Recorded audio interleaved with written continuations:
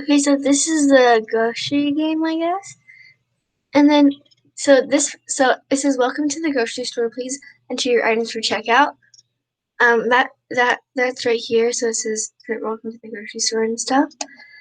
And then it asks for the item, and so you type in the item name, like for example milk.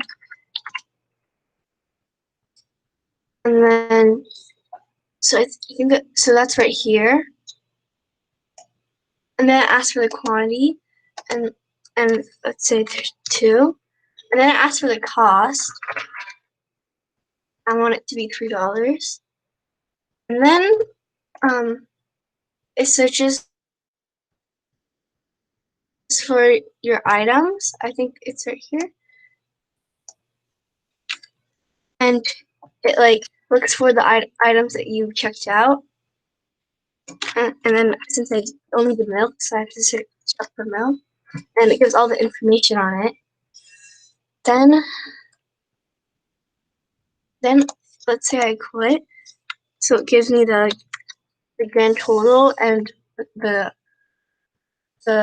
details of all the things I bought.